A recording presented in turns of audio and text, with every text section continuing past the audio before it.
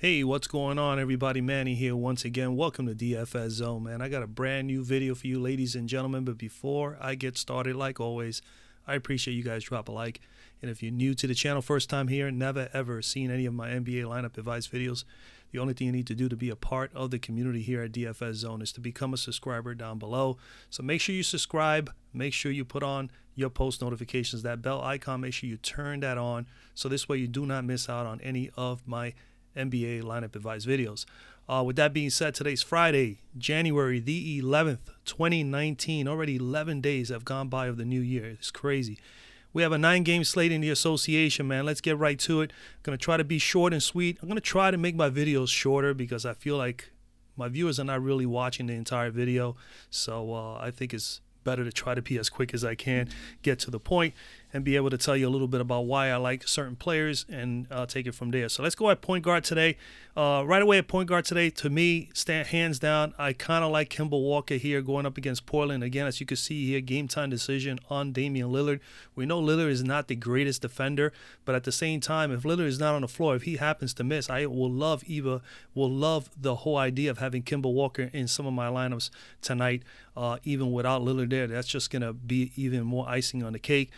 He is due to have a big game at some point. Really surprising that he has gone nearly 5-6 games now. Looking at his game log, 5 straight games, man, at 42 or less, which is his average, which is really not good. But again, this is Kemba Walker. Now, granted, he is away in Portland. That is always something that I'm always concerned with because we all know Kemba plays a lot better at home, but still love the matchup against Lillard. Not only that, I also love the matchup if Lillard is not there. Let's go and take a look at the cruncher real quick. Mr. Walker. And again, the numbers don't look pretty here in the last 5 games, but again, he's still getting more than enough minutes, over 30 a game, over 27% pretty much usage rate. We know what we're going to get with Kemba. He's the main focal point of the offense on this team. 18 or more shots per game. He's taking 5 or 6 threes or more, and he's getting to the foul line a few times a game. He gets you a couple rebounds and a few assists, and he has the occasional steal and block.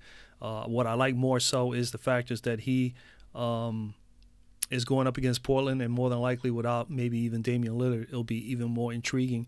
Portland is here 30th. Also, the last time he played against Portland, he did put up a 54 spot last year, but that was in an overtime game. Nonetheless, I still do like him here as a possible great play. Again, I'll always try to give you guys options. He is not the only one that I'm looking at, but I think right now, personally, for me, at that price range, instead of paying up for the other guys, I think that he has that upside. He could definitely get you 50 or better. We all know that. So Kemba Walker in play. Portland 30th in defending point guards, and they are right now allowing 40.6 fantasy points per game as of late. 35 to Dunn, 39 to Moutier, 54 to Harden, and 53 to Westbrook. These were all in 4 straight games. These are the last 4 opponents have put up those kind of numbers. So I think Kemba, as long as his shot goes down, he should be just fine today. If you're not going to be on Kemba, you definitely got to consider guys like Chris Dunn is someone that is intriguing to me. We know Golden State struggles against point guards at 7,100. I like him more so if Levine happens to not play today, but Levine is a game-time decision. But I believe he's going to play, so Dunn will be someone that you can consider and sprinkle in there in a few lineups. Eric Bledsoe is definitely in a great spot, 6,700 going up against Washington. There is more than likely no Giannis tonight. I think Giannis is not going to play tonight. If he doesn't play, usually he gets a bump in usage, as well as Middleton, and as well as you got to consider also Brogdon. Those 3 guys will definitely all get a bump, so you got to look at any one of these 3 players, including Eric Bledsoe, as a possible play. You know, versus Washington, they are 27th in defending point guards and allowing 36.2 fantasy points per game as of late, so he's in a really good spot, even though he hasn't played particularly well. They've also been given a 1.19 fantasy points per game to opposing point guards. Over the course of the last few games, they did give 38 to Ben Simmons in back-to-back games, 38 and 43. Westbrook 54, and Mr. Winslow put up 31. These are all in the last 4 games. So Bledsoe is definitely someone that I'm considering as well to sprinkle in my lineup. So you got Kemba, you got possibly Chris Dunn, Eric Bledsoe. If you come down any lower, Derrick Rose more than likely is going to play today. I do like Moutier here against Indiana, especially if Collison happens to be out. So Moutier could be someone to consider here. Stay on top of the news and find out what's going on there. And then you got to consider, you see all the guys that are hurt for the Utah Jazz. We know that Donovan Mitchell is going to be the next next selection for me, but at the same time, we know he's going to probably be a highly owned player. If you're going to come down any lower, I don't think there's anybody else here that I really like other than maybe some Shabazz Napier, for Brooklyn against Toronto. He may be someone to consider if you're looking to pay down a little bit more. Let's go to shooting guard. At shooting guard today, obviously the key guy that I think everybody's going to be on. I mean, we know the news, man. Utah has 3 point guards all down, and we know when that happens, Donovan Mitchell moves to the point. That means that more than likely a person like Kyle Korver could be a very, very good play here today at a near minimum price tag, so a drop spot play for him. So he's going to get probably some minutes. He may even start, Kyle Korver. I don't know that for sure right now, but Donovan Mitchell is definitely in play. He's probably going to move to the point. And then that Ingles, who's a pretty good passer, is a pretty good player in general. He's going to get a bump in usage as well. And I also like Rudy Gobert here as well, because Donovan did play well with Rudy Gobert when he was the point guard several times last year. So I do like Utah for the value that it brings to the other players on the team due to the fact that all the guards are out. So Donovan Mitchell is in play for me. At 8,100, he is definitely priced well enough here. He's 7,900 on DK. You'll need 39 there. Over here, you need about 40. He has had 2 straight games, pretty much 2 out of his last 3 games at 49 or better, which he was due to have some big games at some point because he takes massive amount of shots.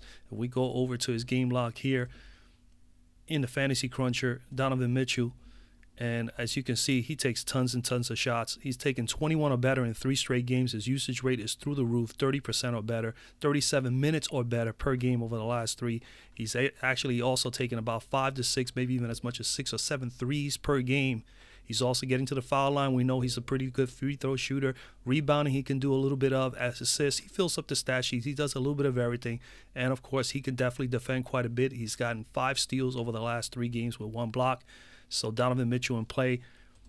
The last time he played the Lakers, he put up a 13 spot, but last year he did put 52, 37, and 32 in his rookie season against them. And again, the Lakers are 30th here in defending. Shooting guards right now this year, and they've been allowing 24.4 fantasy points per game. But they did give up recently 44 to Doncic, 32 to Tim Hardaway Jr. Those 2 guys were the top 2 scorers against them over the course of the last 5 games. So Donovan Mitchell in play because of the usage, because of the time, because of the injuries. You got to consider him. Other than Donovan Mitchell, you also got to consider here Chris Middleton. If there is no Giannis, and there's a good chance he might not be playing, just I just said about Bledsoe, you got to consider Chris Middleton. You got to also consider Malcolm Brogdon. Those guys are both in play for me, especially if Giannis is out. More than anything, that they will be opened up to for them being on my lineups if Giannis is definitely out. So those guys are definitely the guys that I'm considering. You should consider them as well. And like I did say, another guy that comes out at me is Jordan Clarkson has been really playing well for the Cleveland Cavaliers going up against Houston. I do like Clarkson here as well. Houston is 15th in defending shooting guards, allowing 32.2 fantasy points per game as of late. And he has had 35 plus. He's had basically 3 straight games at 35 plus thus far this year in over the course of the last 3 games, Jordan Clarkson. So he's played very well as of late. I do like him here in this matchup as well, going up against Houston. Other than that, you have to consider, like I said, Mr. Kyle Korver. Watch out for the news for J.J. Redick. If J.J. Redick is out, you got Korkmaz. They might be in play. But Kyle Korver, I think, is someone who's going to get a bump in minutes today. So we'll see how that pans out. So keep an eye on Kyle Korver. I'll definitely will have some interest in him. He's only 3,500 on DK for you guys who play on DK. So those are the guys that I'm looking at. We go to small forward. At small forward, as we know, game time decision on Giannis. If he is out, I already told you more or less where you can go. Up here at the top, obviously, I'm not too high on Durant, but you could play Durant here at home today against Chicago. It could be a possible blowout. But Chicago has been competitive at times against opposition. They may get up for this game. Kawhi Leonard definitely stands out to me because we know Brooklyn competes even though they have injuries, and he is at home. So I like he's the only top tier or stud guy that I do like in his matchup today, where I think Brooklyn can hang with them for a little bit. He's been solid 2 games straight at 60 plus. Really has had massive games, and both games over 30 points from the floor. So he has been really, really good. We come over here to this Fantasy Cruncher and Kawhi Leonard. And granted, Brooklyn is coming in here first in defending small forwards, but I am not concerned with that. 64 and 59 in the last 2 games, pretty much 260 spots. Usage rate over 27% during those course of those games, 35 minutes or better. He's taking 16 to as much as 18 shots per game as of late, and he is able to hit some threes. Not a whole lot. He's not big there, but he's definitely landing a few of those. And he can get to the free throw line. Granted, great free throw shooter. You're going to get a lot of everything from Mr. Leonard. Rebounds, assists. He also brings in, look at this, 11 steals in the last 2 games. If he can do that again tonight, that would be awesome. I definitely like some Kawhi Leonard here. The last time he played against Brooklyn, he put up a 53 spot, which was earlier this year on December 7th. This one here is a preseason game, so we're going to just leave it at that. But Brooklyn coming in here, they're defending first small forwards, #1 in the league, allowing 27.2 fantasy points per game as of late, but they have not faced a top-tier player since December the 29th. That was 7 games back versus Mr. Chris Middleton, where he put up a 47 spot. Other than that, 3 games ago, Kyle Anderson pretty much put 40 up against them. So with Kyle Anderson putting up 40 and Chris Middleton putting up 47, I do like the chances for Kawhi Leonard to hit 50 or better today. So Kawhi Leonard is in play for me. And let me just I forgot to put these guys in here because a few of you guys like when these guys are on the screen. And Donovan Mitchell, and at point guard, like I said, Kemba Walker, or you can come all the way down to Eric Bledsoe or Chris Dunn. I think any one of those guys would be fine today. But right there, we still have 5,600. So we go to power forward, and at power forward, sorry about that. I forgot to tell you a little bit more. So at small forward, other than that, you got to consider here, Otto Porter, price tag is starting to come up, which is fine. He's still a 7th K player, in my opinion. So he's been playing pretty well as of late for Washington. He's starting to get in the groove. He's getting his minutes. He's someone to consider here against Milwaukee. He has had 3 out of his last 4 games at 31+. So granted, Milwaukee's 29th in defending small forwards here, and they've been allowing 24.6 fantasy points per game. Other than him, you got to consider Joe Ingles. Obviously, with all the injuries for Utah, you got to look for some sort of value, some sort of players you can definitely pick up there. Ingles is a pretty good shooter. He's actually excellent at home as well as far as his shooting. Good free throw shooter. He's a pretty good passer as well, so he could definitely give you some assists. And he's going to probably need to do quite a bit of that today to help out Donovan Mitchell. So Ingles is definitely in play for me at 6,000. You need pretty much 30. And then you got guys like down here at the bottom, same thing with Mr. Crowder. Same thing. He's got to be someone you must consider at 4,800. Other than Jay Crowder, you have Mario Hezonja for the Knicks has been playing well, getting minutes as of late. If he continues to shoot, I mean, it's tough to give you New York players because even though I'm a New York Knicks fan, you know, Coach Fizdale is still trying. You know, I guess he has so many possible guys that he can use off the bench, so he kind of utilizes everybody. So it's really, really tough. But he could be someone to consider. Michael Beasley has been on fire as of late for the Lakers. He could be someone that you can consider today in that lower tier area. And that's basically it for me at the moment. At power forward, at the top, you got these 2 guys. These 3 guys, I'll say the first 4 or 5 guys are definitely, I do like Sabonis here tonight, but at 7,700, tough price for him. Miles Turner is out, so we know Sabonis is going to start. He's actually played well against the Knicks. My only concern about the Indiana game versus the Knicks is Indiana blowing the Knicks out. But hopefully they can keep it close. He is definitely someone you must consider. I do like his teammate Thaddeus Young, who has the same upside, maybe even more upside in this matchup. So I'm going to go with Thaddeus Young at 6,000. You only need pretty much 30 for Thaddeus here. He's 5,600 on DK. You only need 26 if you're playing him on DK. I think he's pretty good on either one of the sites, especially in this matchup against New York. 8 out of his last 10 games, he's been at 27 or better. So he has been trending slightly upward over the course of the last 5 or 6 games, and he has put up a 42 spot and a 48 and a 60 over a 15-game span. So we know he has 50-point upside. We come over to, hold on a second, let me pencil and punch him in there. Then we come over here to the cruncher. We go to power forward, and just to go over him a little bit more, so you can see really a lot of green here. Pretty solid as of late. He's been pretty much at 30 minutes or more per game, and is usage rate is not extremely high, maybe 18 to 19% on average, but as of late, 10 and 14 shots in the last 2 games. You know you're going to get some rebounds from him. You know you're going to get possibly some blocks and some steals. He definitely gets a number of steals. He's done well with the steal category. He'll get the occasional block, and sometimes he has those, multiple games where he gets more than 1 block. But he's capable of doing a couple of things. He's going up against the Knicks, and the Knicks, he did put up a 50 spot back on October the 31st, and he had a 26 spot here versus them just recently on December the 16th. In those 2 games, 53% field goal percentage against the Knickerbockers, 33% from 3, 8 rebounds, 11 points, averaged 2 blocks per game in those 2 meetings, and 34 fantasy points per game.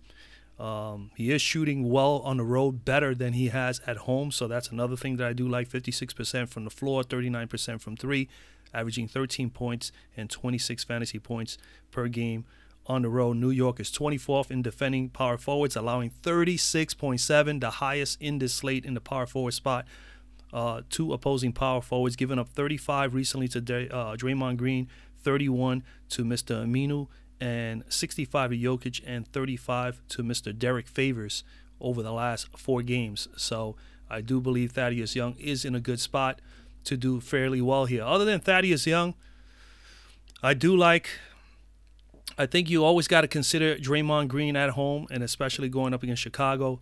I do like that matchup. Chicago's been giving up nearly 29 fantasy points per game to opposing power forwards, and they are actually 28th in defending power forwards in the league.